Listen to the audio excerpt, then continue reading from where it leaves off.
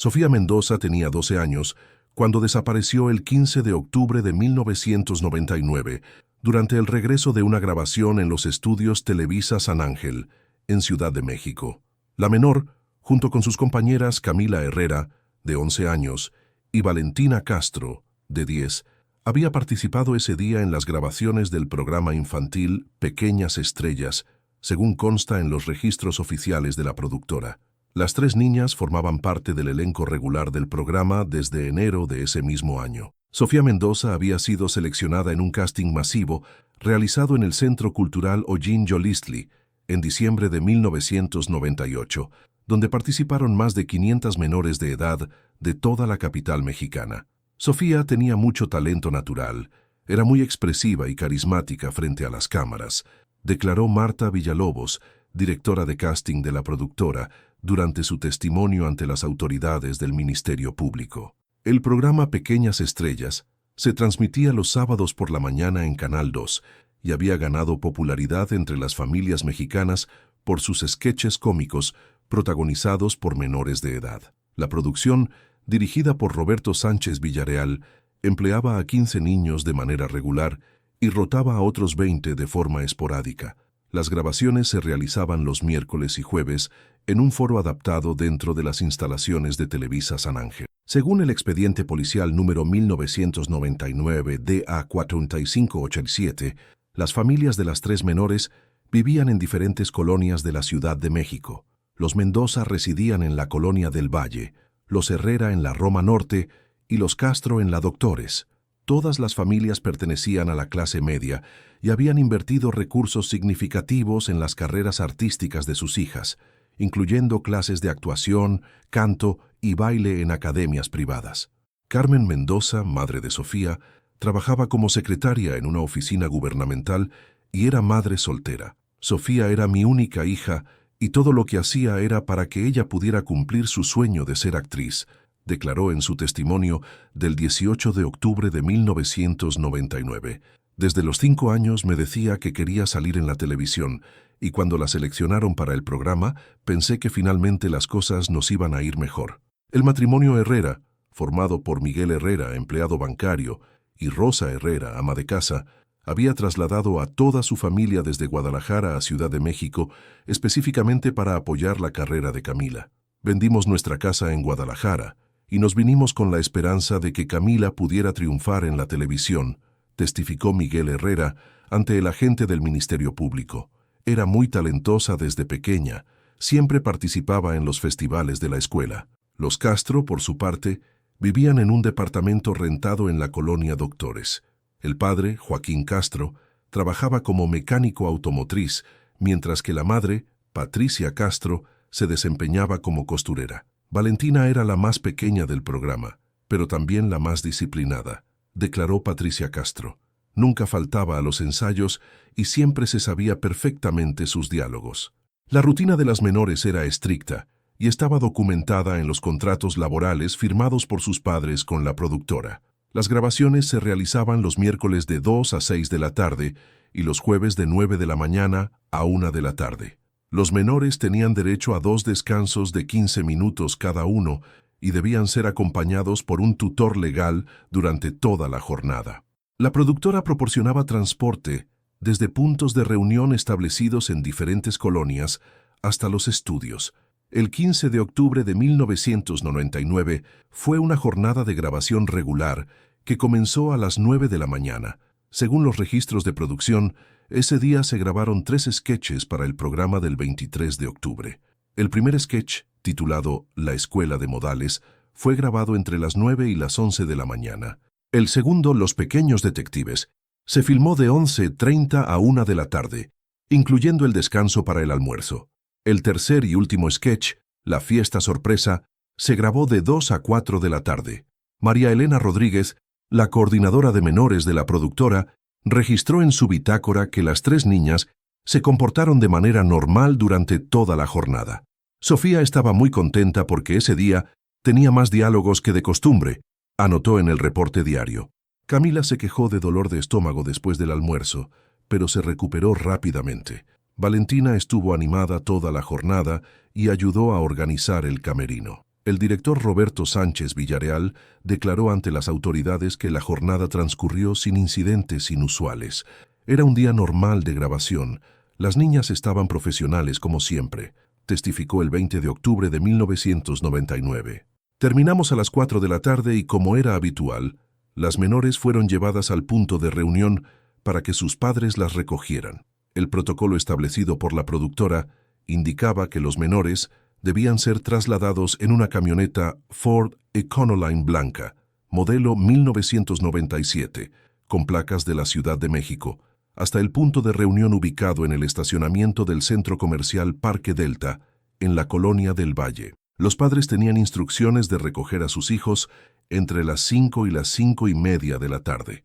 Según el testimonio del chofer Raúl Jiménez García, empleado de la productora desde 1995, ese día transportó a 8 menores del programa, incluyendo a las 3 que posteriormente desaparecieron. Salimos de los estudios a las 4:15 de la tarde, como siempre, declaró Jiménez García. El trayecto fue normal. Los niños iban platicando y riendo en la parte de atrás de la camioneta. El chofer declaró que llegó al centro comercial Parque Delta aproximadamente a las 5:10 de la tarde.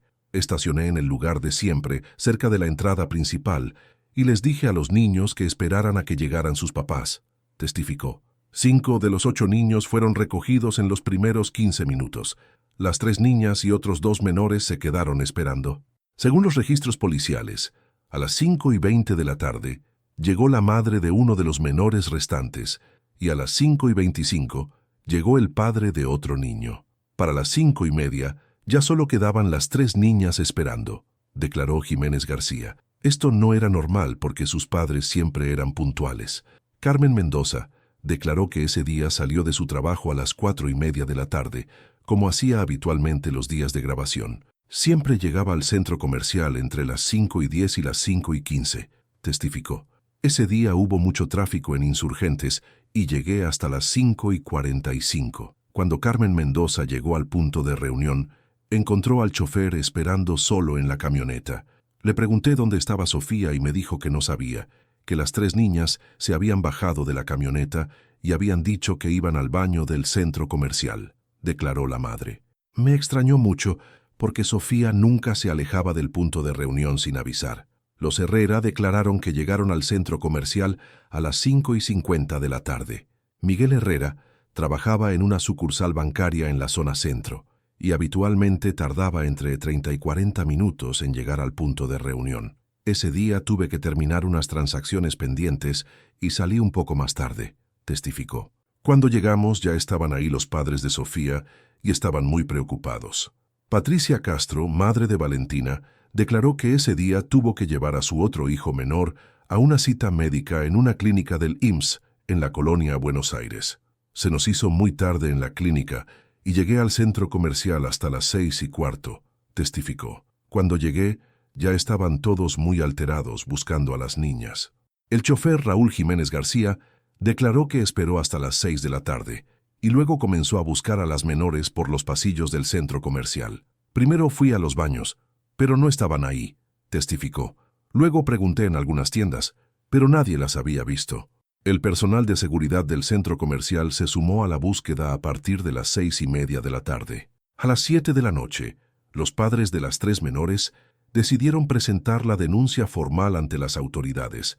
Se dirigieron a la agencia del Ministerio Público número 46, ubicada en la Colonia del Valle, donde fueron atendidos por el licenciado Fernando Morales Gutiérrez, agente del Ministerio Público especializado en menores de edad. La denuncia formal quedó asentada bajo el número de averiguación previa 1999 DA 4587 y se clasificó como desaparición de menores de edad.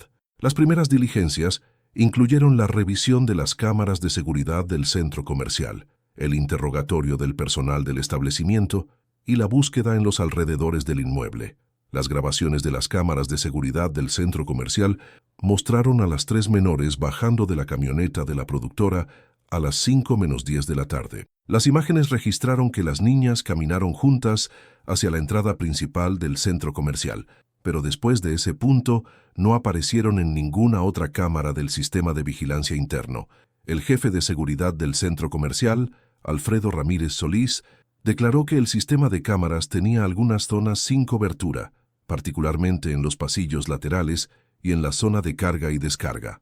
En esa época no teníamos la cobertura total que tenemos ahora, testificó el 22 de octubre de 1999. Había puntos ciegos donde las cámaras no alcanzaban a grabar. La productora de Pequeñas Estrellas emitió un comunicado oficial el 18 de octubre de 1999, expresando su preocupación por la desaparición de las menores y ofreciendo colaborar plenamente con las autoridades.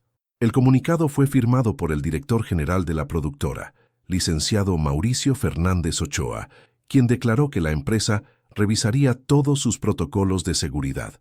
Durante los primeros días de la investigación, las autoridades interrogaron a todo el personal que tuvo contacto con las menores el día de su desaparición. Esto incluyó a técnicos de iluminación, sonidistas, maquillistas, vestuaristas y otros actores del programa. Todos los testimonios coincidieron en que el comportamiento de las 3 niñas había sido completamente normal durante la jornada de grabación. La investigación inicial reveló que las 3 familias no tenían conexiones previas entre sí, más allá de la participación de sus hijas en el programa de televisión. No se encontraron antecedentes de problemas familiares, deudas significativas o conflictos que pudieran explicar la desaparición. Los reportes escolares de las menores las describían como estudiantes aplicadas y sin problemas disciplinarios. El caso generó amplia cobertura mediática desde los primeros días. Los principales noticieros de televisión abierta reportaron la desaparición y varios periódicos nacionales publicaron las fotografías de las menores en sus portadas. La productora Televisa decidió suspender temporalmente la transmisión de Pequeñas Estrellas como medida de respeto hacia las familias afectadas. La madrugada del 16 de octubre de 1999 marcó el inicio formal de la investigación por la desaparición de Sofía Mendoza, Camila Herrera y Valentina Castro. A las 6 de la mañana, el comandante Héctor Salinas Monroy, jefe de la Unidad Especializada en Búsqueda de Personas de la Procuraduría General de Justicia del Distrito Federal, recibió el reporte oficial del caso y ordenó la activación del protocolo de emergencia para menores desaparecidos. La primera acción implementada fue el Operativo Alba, diseñado específicamente para casos de desaparición de menores de edad. Según el informe policial número 1999 OP 78841, a las 8 de la mañana se desplegaron 40 elementos de la Policía Preventiva en un radio de 5 kilómetros alrededor del centro comercial Parque Delta. La búsqueda incluyó parques, lotes baldíos, construcciones abandonadas y vehículos estacionados en la vía pública. El comandante Salinas Monroy declaró en rueda de prensa el 17 de octubre que las primeras 24 horas eran cruciales en casos de desaparición de menores. Hemos movilizado todos los recursos disponibles para localizar a las menores, informó a los medios de comunicación. Estamos siguiendo todas las líneas de investigación posibles y mantenemos contacto permanente con las familias afectadas. Durante el segundo día de investigación, los agentes del Ministerio Público ampliaron los interrogatorios a todo el personal administrativo y técnico de los estudios Televisa San Ángel. El licenciado Fernando Morales Gutiérrez, a cargo del caso, declaró que se revisaron las listas de empleados, proveedores y visitantes que habían tenido acceso a las instalaciones durante la semana previa a la desaparición. Roberto Sánchez Villarreal, director del programa, fue citado nuevamente para proporcionar información adicional sobre la rutina de las menores y los protocolos de seguridad de la producción. Me pidieron todos los contratos, los horarios de grabación y las listas de personal que trabajaba con los niños, declaró el director en entrevista con el periódico El Universal el 19 de octubre. Entregué toda la documentación que me solicitaron las autoridades. La investigación reveló que la productora no tenía un registro detallado de todas las personas que ingresaban diariamente a los estudios. María Elena Rodríguez, coordinadora de menores, admitió durante su segundo interrogatorio que había personal temporal y freelance que trabajaba esporádicamente en diferentes producciones. No todos los técnicos eran empleados fijos de la empresa, declaró según consta en el acta ministerial del 18 de octubre. Había camarógrafos, sonidistas y asistentes que trabajaban por proyecto. El análisis de las cámaras de seguridad del centro comercial Parque Delta se extendió durante 3 días. Los técnicos de la Procuraduría revisaron más de 18 horas de grabaciones correspondientes al 15 de octubre, desde las 3 de la tarde hasta las 9 de la noche. Las únicas imágenes claras de las menores mostraban su llegada al centro comercial a las 5 menos 10 de la tarde, caminando juntas hacia la entrada principal. Alfredo Ramírez Solís, jefe de seguridad del centro comercial, proporcionó a las autoridades un plano detallado del sistema de videovigilancia, identificando específicamente las zonas sin cobertura de cámaras. Teníamos 8 cámaras funcionando ese día, pero había pasillos laterales, escaleras de emergencia y la zona de carga donde no teníamos vigilancia, declaró en su testimonio del 20 de octubre. Las autoridades implementaron un operativo de búsqueda casa por casa en las colonias del Valle, Roma Norte y Doctores, donde residían las familias de las menores. Según el reporte oficial, se visitaron más de 200 viviendas y se interrogó a vecinos, comerciantes y porteros de edificios. La búsqueda se extendió también a escuelas primarias, parques públicos y centros deportivos de la zona. Carmen Mendoza, madre de Sofía, declaró que durante los primeros días después de la desaparición no pudo dormir ni comer. Me la pasaba esperando que sonara el teléfono, pensando que alguien me iba a dar noticias de mi hija, testificó el 22 de octubre. Los vecinos me ayudaron mucho, organizaron grupos de búsqueda y pegaron carteles con la foto de Sofía por toda la colonia. El matrimonio Herrera regresó temporalmente a Guadalajara para verificar si Camila había intentado regresar a su ciudad natal. Miguel Herrera declaró que contactó a familiares, amigos y vecinos de su antigua residencia, pero nadie había visto a la menor. Pensamos que tal vez había tratado de volver a Guadalajara porque extrañaba a sus abuelos, declaró Rosa Herrera. Pero después de 3 días de búsqueda allá, regresamos a Ciudad de México sin ninguna pista. Los Castro organizaron brigadas de búsqueda en mercados populares, estaciones del metro y terminales de autobuses. Joaquín Castro declaró que él y su esposa se turnaban para cubrir diferentes zonas de la ciudad durante todo el día. Patricia se iba a las estaciones del metro a enseñar la foto de Valentina y yo recorría los mercados preguntando si alguien la había visto, testificó el 25 de octubre. Llegamos a repartir más de 1000 volantes con su fotografía. El 20 de octubre, las autoridades recibieron la primera llamada telefónica relacionada con el caso. Una mujer que se identificó como Rosa García reportó haber visto a 3 niñas que coincidían con la descripción de las menores en la terminal de autobuses del norte. La llamada se registró a las 2 de la tarde y fue atendida por el agente ministerial Jorge Hernández López. La pista de la terminal del norte fue investigada inmediatamente. Un equipo de 6 agentes de la Policía Judicial se trasladó al lugar y revisó las grabaciones de seguridad de los días 15 y 16 de octubre. También se interrogó al personal de taquillas, empleados de limpieza y vendedores ambulantes que trabajaban habitualmente en la terminal. Después de 2 días de investigación en la terminal del norte, las autoridades descartaron la pista. Las grabaciones de seguridad no mostraron a las menores en ninguna zona de la terminal, y ninguno de los empleados interrogados recordaba haber visto a niñas con las características físicas de las desaparecidas. El 22 de octubre se recibió una segunda llamada telefónica. Un hombre que no quiso identificarse reportó haber visto a las menores en el Parque México, en la colonia Condesa, acompañadas por una mujer adulta. La llamada fue registrada a las 4:30 de la tarde y generó un nuevo operativo de búsqueda en la zona. Los agentes de la Policía Judicial interrogaron a jardineros, vendedores de helados, personas que paseaban perros y habitantes de los edificios cercanos al Parque México. Se revisaron también las cámaras de seguridad de los edificios residenciales que rodeaban el parque, pero no se encontró evidencia que confirmara el testimonio del llamante anónimo. Durante la tercera semana de investigación, el caso comenzó a generar cobertura mediática nacional.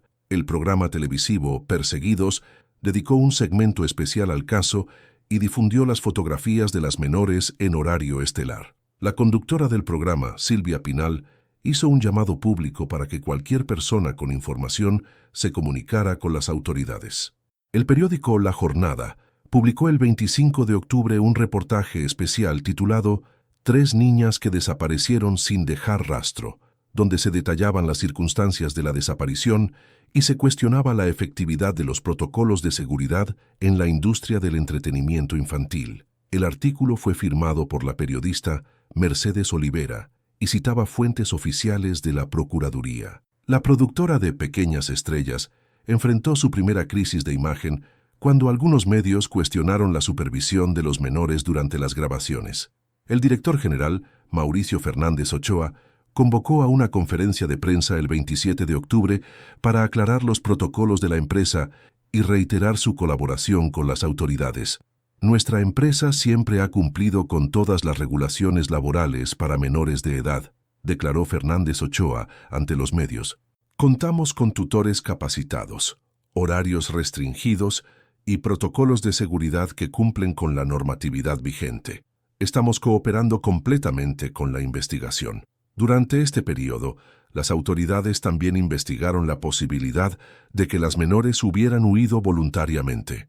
Se revisaron sus expedientes escolares, se interrogó a compañeros de clase y maestros y se analizó su comportamiento en las semanas previas a la desaparición. La maestra de Sofía Mendoza en la escuela primaria Benito Juárez, profesora Marta Delgado Ruiz, declaró que la menor era una estudiante aplicada y no había mostrado signos de problemas emocionales. Sofía siempre llegaba puntual y con las tareas hechas, testificó el 28 de octubre. Nunca me comentó que tuviera problemas en casa o que quisiera irse a algún lado.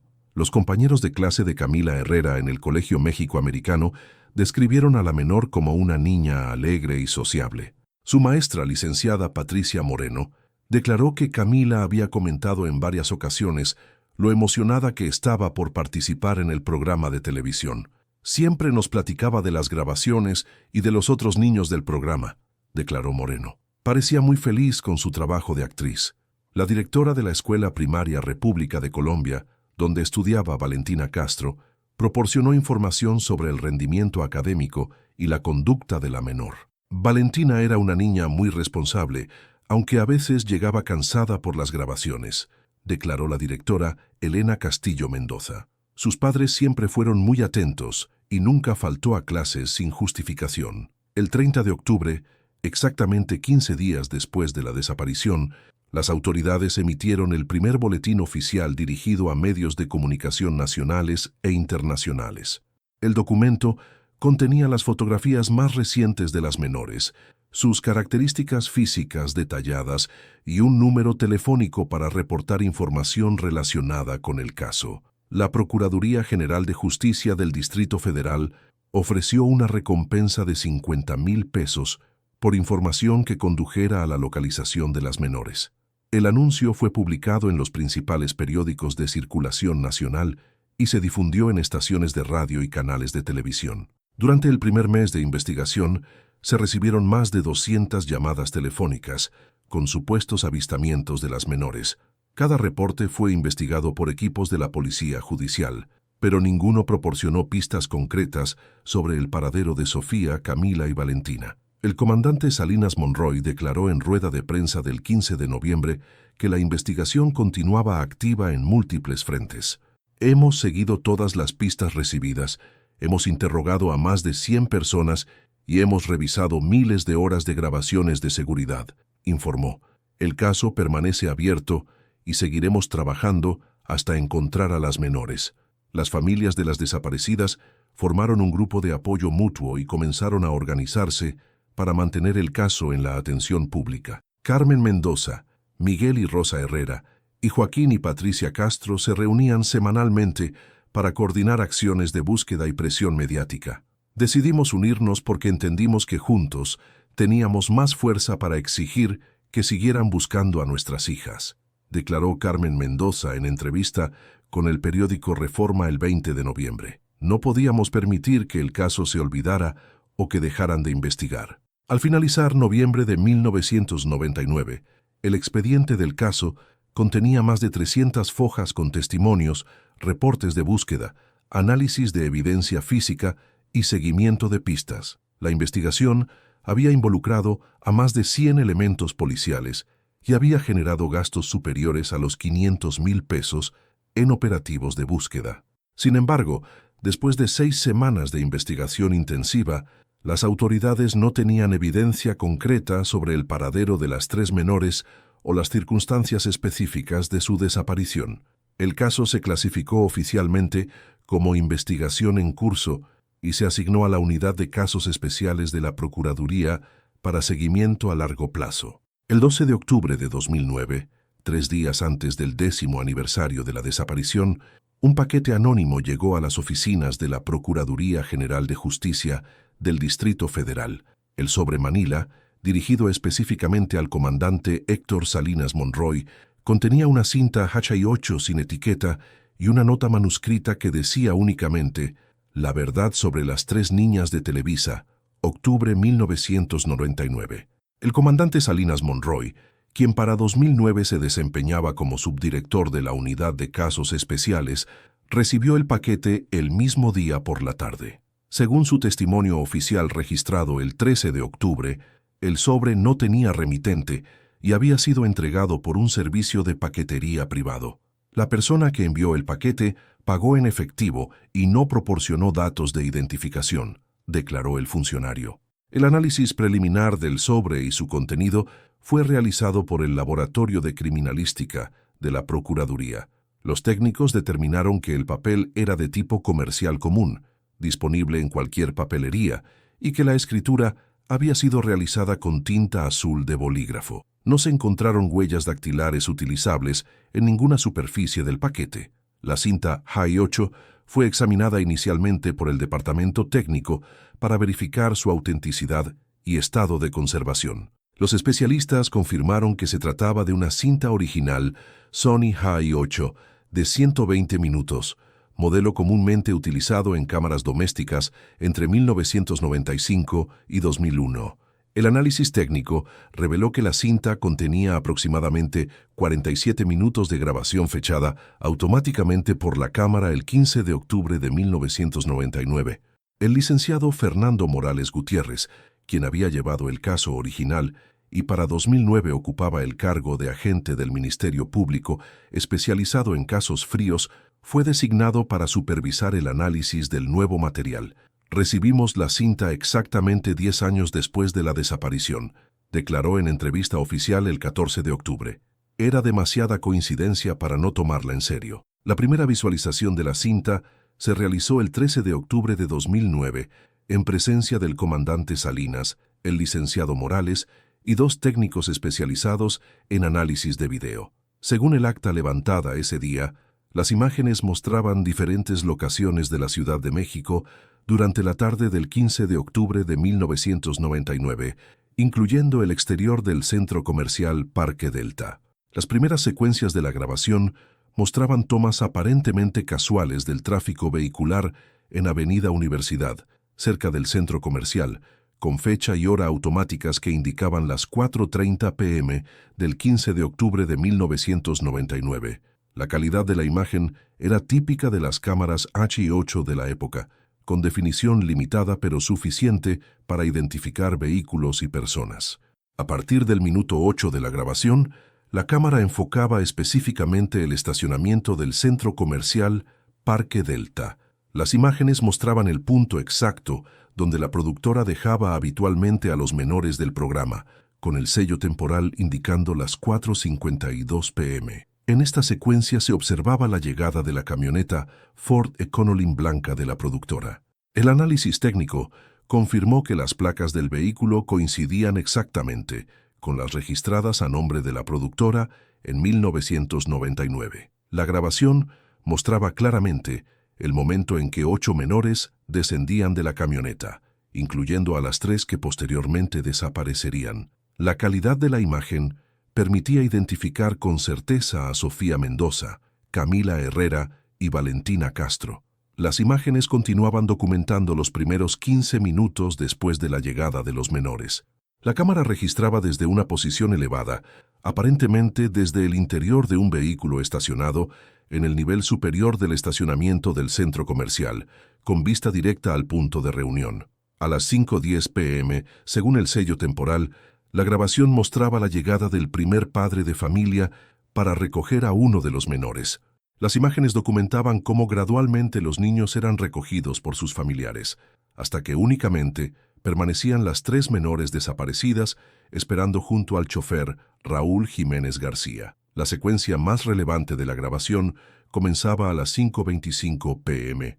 Las imágenes mostraban a las 3 niñas caminando juntas hacia la entrada principal del centro comercial, exactamente como habían declarado los testigos durante la investigación original. Sin embargo, la cámara continuaba grabando y capturaba eventos que no habían sido documentados previamente.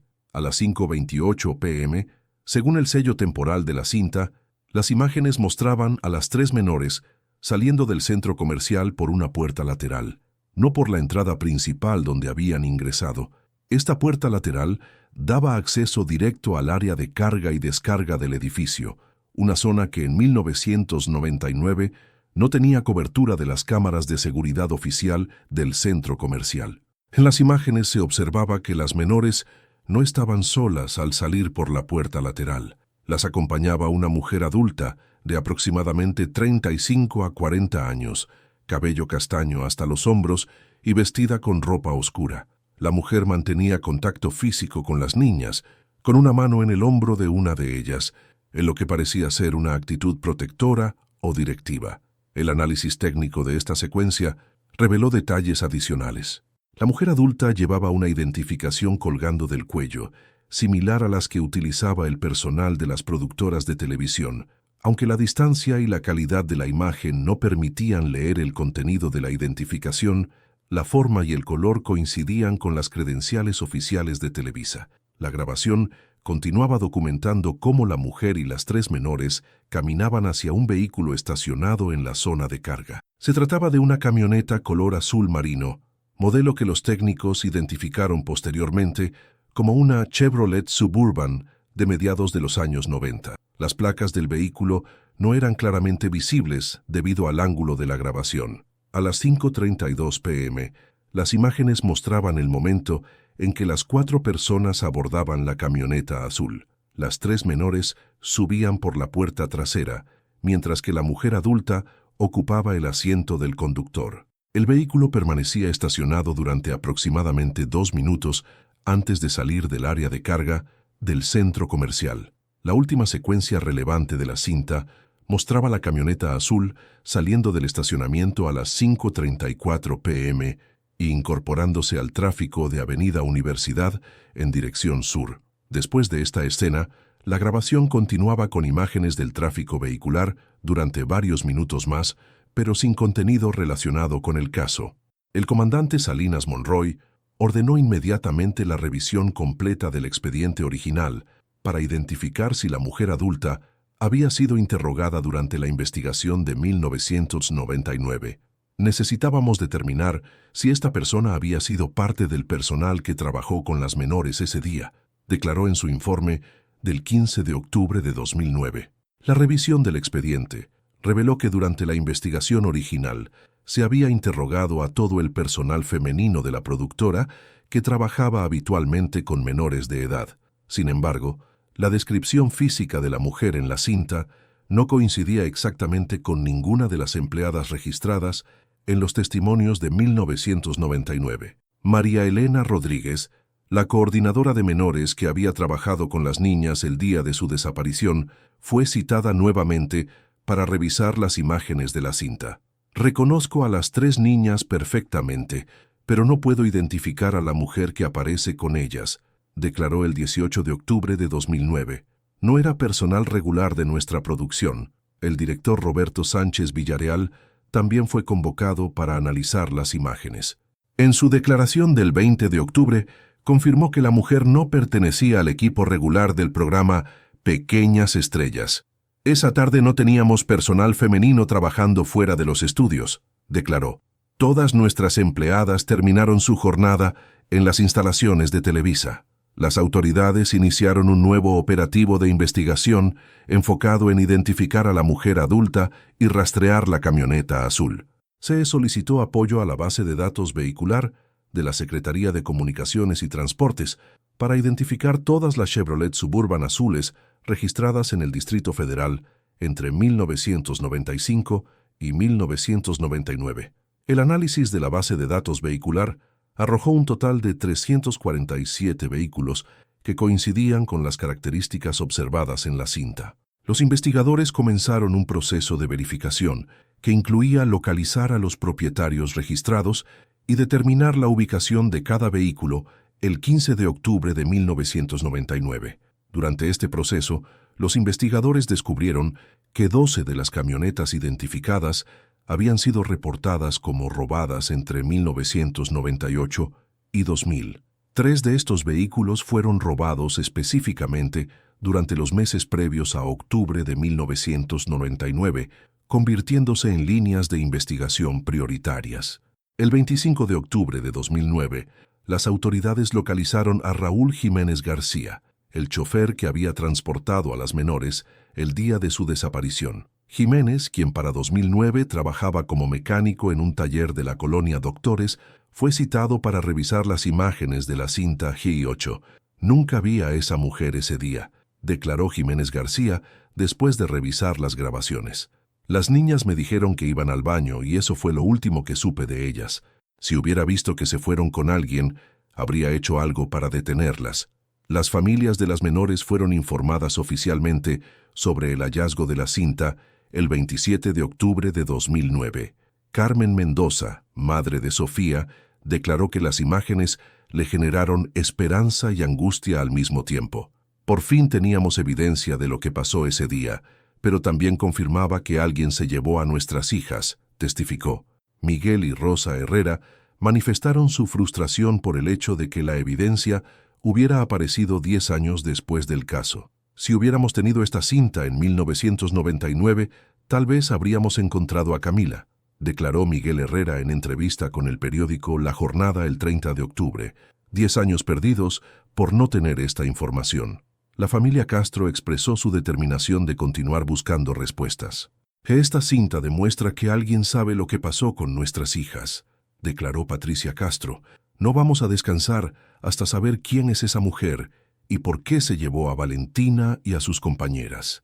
El análisis técnico avanzado de la cinta reveló detalles adicionales sobre las circunstancias de la grabación. Los especialistas determinaron que la cámara había sido operada de manera deliberada y con conocimiento específico de los horarios y ubicaciones relevantes al caso. No se trata de una grabación casual, declaró el perito Alfonso Vega Martínez. Alguien sabía exactamente qué, cuándo y dónde grabar. La calidad de la grabación y los ángulos utilizados sugerían que la persona que operaba la cámara tenía experiencia en el manejo de equipos de video. Los técnicos identificaron movimientos de zoom y enfoque que requerían conocimiento técnico superior al de un usuario doméstico común. El 2 de noviembre de 2009, las autoridades recibieron una segunda comunicación anónima relacionada con la cinta. Una llamada telefónica realizada a las oficinas de la Procuraduría advertía que la cinta es solo el principio y que había más evidencia disponible. El llamante, con voz masculina alterada electrónicamente, colgó antes de que se pudiera rastrear la llamada.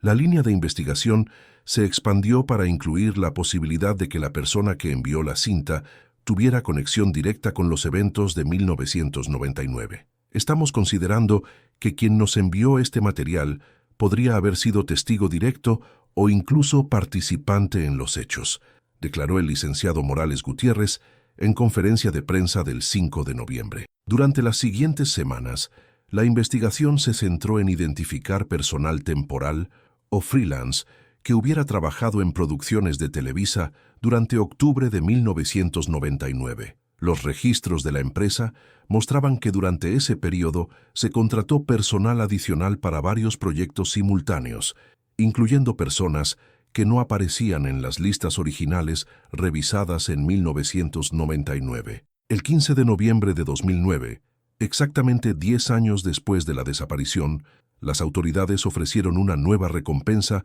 de 200,000 pesos por información que condujera a la identificación de la mujer adulta mostrada en la cinta GI8. El anuncio fue difundido en medios nacionales y se estableció una línea telefónica dedicada exclusivamente para reportes relacionados con el caso. La reapertura del caso generó renovado interés mediático. El programa Ventana al Pasado dedicó un especial de 2 horas al caso, incluyendo entrevistas actualizadas con las familias y análisis de expertos en criminología. La transmisión, realizada el 20 de noviembre, alcanzó niveles de audiencia superiores a los programas regulares del canal. Durante diciembre de 2009, se recibieron más de 500 llamadas telefónicas con información relacionada con el caso. Cada reporte fue catalogado y analizado por equipos especializados de la Procuraduría. Varias llamadas proporcionaron descripciones de mujeres que coincidían parcialmente con la persona mostrada en la cinta, pero ninguna condujo a una identificación positiva. El año 2009 terminó con el caso oficialmente reabierto y clasificado como investigación activa de alta prioridad. El comandante Salinas Monroy declaró en su informe anual que la aparición de la cinta HI-8 había proporcionado la evidencia más significativa en una década de investigación y que las autoridades mantenían expectativas realistas pero optimistas sobre la resolución del caso. El 8 de enero de 2010, el Laboratorio de Análisis Digital de la Procuraduría completó el estudio avanzado de la cinta HI-8, utilizando tecnología de mejoramiento de imagen no disponible en 1999. Los resultados del análisis proporcionaron detalles cruciales que transformaron completamente la dirección de la investigación y revelaron la identidad de la mujer que había acompañado a las menores. El perito en análisis digital, ingeniero Carlos Mendoza Ruiz, logró mejorar significativamente la calidad de las imágenes mediante software especializado. Utilizamos tecnología de interpolación de píxeles y corrección de ruido, que nos permitió obtener detalles que no eran visibles en la grabación original, declaró en su reporte técnico del 10 de enero. Pudimos amplificar secciones específicas de la imagen sin perder definición. El avance más significativo se logró en el análisis de la credencial que portaba la mujer adulta. Mediante técnicas de mejoramiento digital, los especialistas pudieron determinar que se trataba de una identificación oficial de Televisa, específicamente del área de producción externa. Aunque el nombre completo no era legible, se alcanzaron a distinguir las primeras letras, Ana M, seguidas de texto borroso. Entonces, con esta información, las autoridades solicitaron a Televisa los registros completos de personal femenino con el nombre Ana, que hubiera trabajado en producciones externas durante octubre de 1999. La empresa proporcionó una lista de 14 empleadas que coincidían con el criterio de búsqueda, incluyendo personal temporal y freelance, que no había sido incluido en las listas originales de 1999. El 15 de enero de 2010, los investigadores identificaron a Ana Mónica Salazar Vega, de 37 años en 1999, quien había trabajado como coordinadora de producciones externas para diferentes programas de Televisa entre 1998 y 2000. Según los registros de recursos humanos, Salazar Vega había sido contratada temporalmente durante octubre de 1999 para supervisar grabaciones fuera de los estudios principales. La búsqueda de Ana Mónica Salazar Vega reveló que la mujer había dejado de trabajar para Televisa en diciembre de 1999, apenas 2 meses después de la desaparición de las menores. Los registros indicaban que había renunciado voluntariamente por motivos personales, según constaba en su expediente laboral. No había información sobre empleos posteriores o domicilio actual. El 20 de enero, los investigadores localizaron la última dirección conocida de Salazar Vega en la colonia San Rafael. El inmueble era un edificio de departamentos construido en los años 60, donde, según los registros, había vivido entre 1997 y 2000. Los vecinos entrevistados recordaban vagamente a una mujer que trabajaba en televisión, pero nadie tenía información sobre su paradero actual. La administradora del edificio, señora Carmen Delgado, proporcionó datos adicionales sobre la inquilina.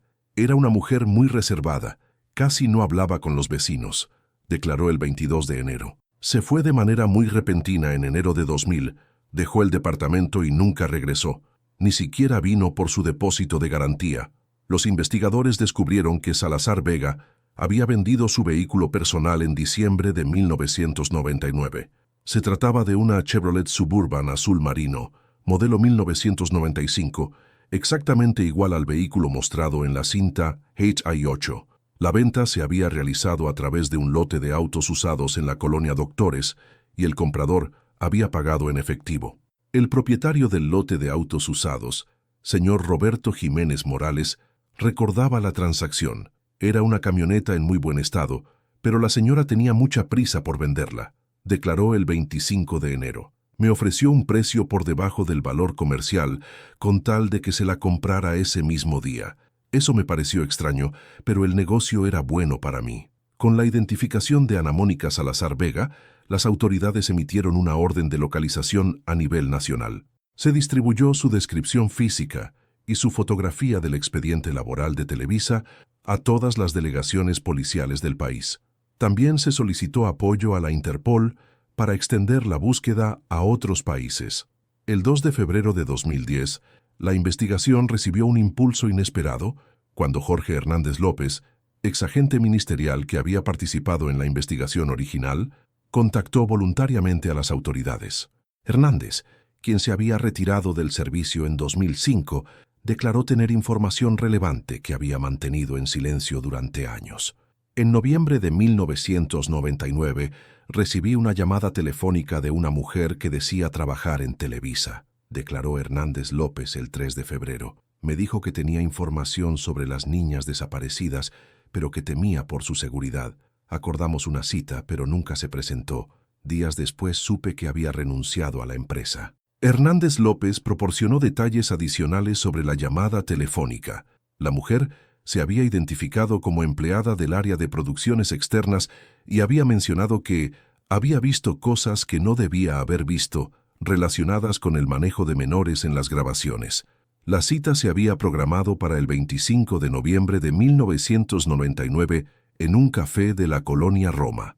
Esperé 2 horas en el café, pero nunca llegó, continuó Hernández López. Al día siguiente llamé a Televisa preguntando por ella, pero me dijeron que ya no trabajaba ahí. En ese momento pensé que tal vez había sido una broma, pero ahora que veo su fotografía, creo que era Ana Salazar quien me había llamado. El testimonio de Hernández López fue corroborado mediante la revisión de registros telefónicos archivados.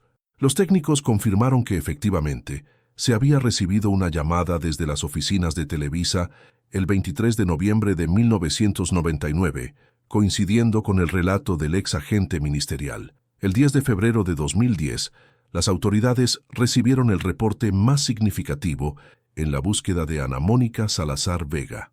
Una llamada anónima informó que una mujer con características similares trabajaba como maestra en una escuela primaria rural del estado de Oaxaca, bajo el nombre de Ana Morales Sánchez.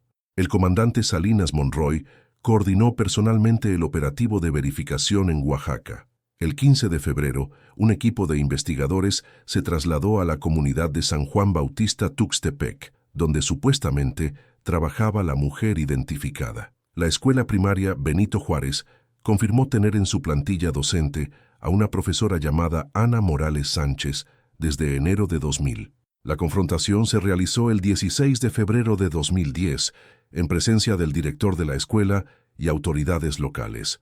Ana Mónica Salazar Vega, quien había estado viviendo bajo identidad falsa durante 10 años, fue formalmente identificada mediante comparación de huellas dactilares con los registros de Televisa. Salazar Vega, de 47 años en 2010, fue detenida sin resistencia y trasladada a Ciudad de México para interrogatorio. Durante el traslado, según el reporte oficial, la mujer manifestó que había estado esperando este momento durante una década. Sabía que algún día me iban a encontrar, declaró ante los agentes que la custodiaban. El primer interrogatorio formal se realizó el 18 de febrero de 2010, en presencia del licenciado Fernando Morales Gutiérrez y 2 testigos de asistencia legal.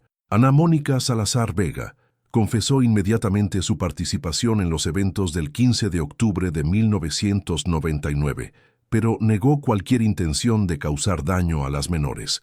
Yo las ayudé a escapar, declaró Salazar Vega en su primera declaración oficial. Las niñas me pidieron ayuda porque ya no querían participar en el programa. Estaban cansadas y asustadas por situaciones que estaban viviendo en las grabaciones. Yo solo las llevé a un lugar seguro. Según el testimonio de Salazar Vega, las 3 menores se habían acercado a ella durante las grabaciones del 15 de octubre, expresando su deseo de abandonar el programa. Me dijeron que ya no querían actuar, que querían regresar a casa con sus familias, pero que tenían miedo de decepcionar a sus padres, declaró. Me pidieron que las ayudara a irse sin que nadie se diera cuenta. La declarante explicó que había accedido a ayudar a las menores porque había observado presiones excesivas sobre los niños actores en diversas producciones. Veía cómo trataban a los niños, las largas jornadas, la presión por memorizar diálogos complicados. Pensé que estaba haciendo lo correcto al ayudarlas, testificó. Salazar Vega narró detalladamente los eventos del 15 de octubre. Según su versión, había coordinado previamente con las menores para encontrarse en el centro comercial después de que llegaran con el transporte de la productora.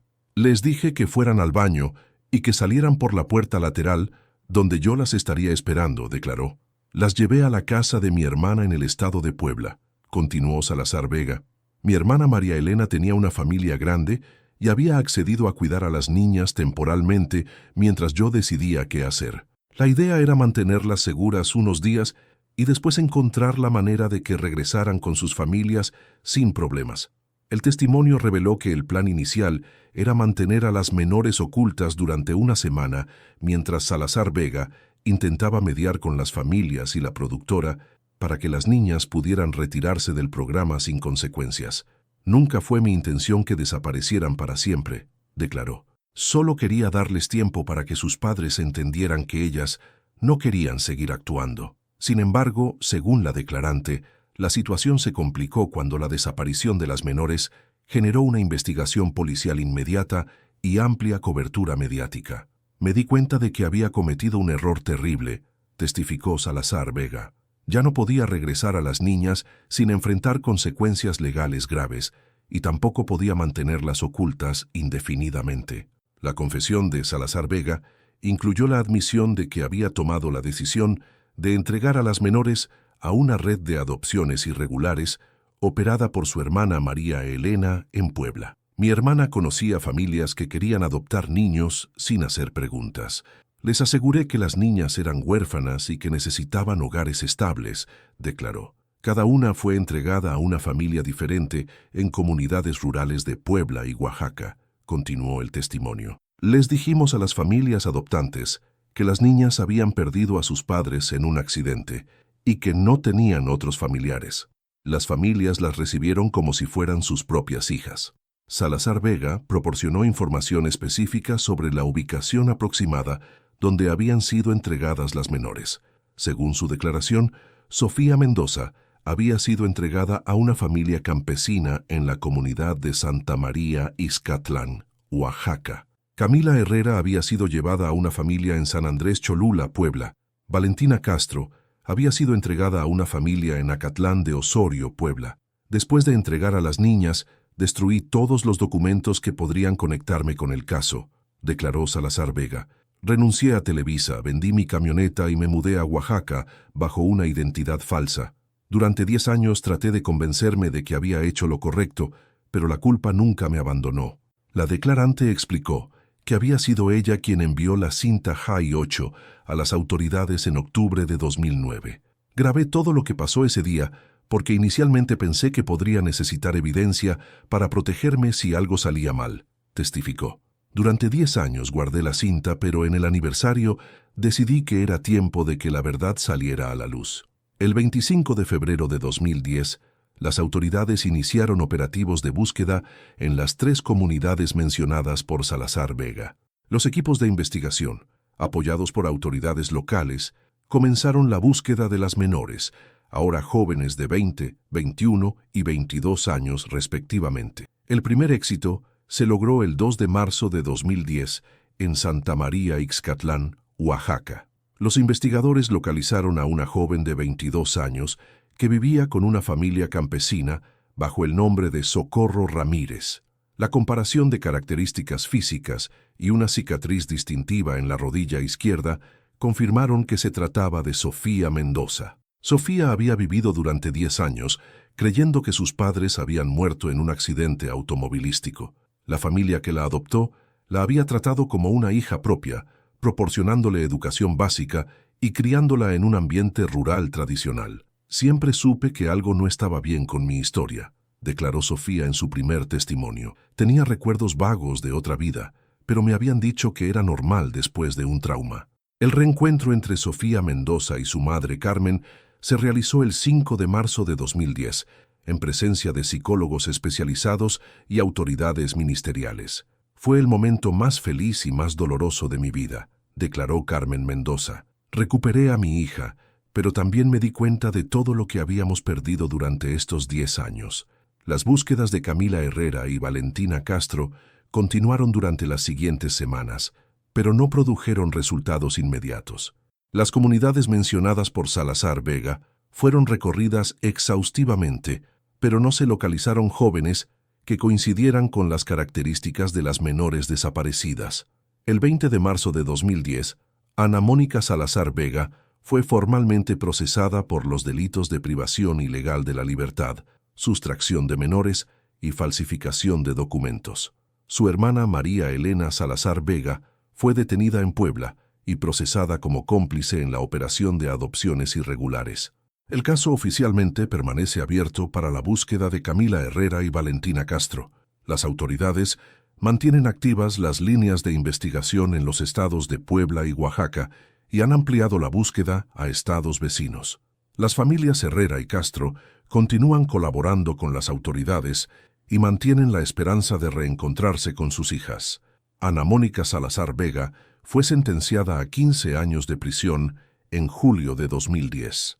Durante el proceso legal, expresó su arrepentimiento por las decisiones tomadas en 1999 y manifestó su disposición a continuar colaborando con las autoridades para localizar a las 2 menores restantes. Destruí 3 familias tratando de ayudar, declaró en su última audiencia. Espero que algún día puedan perdonarme.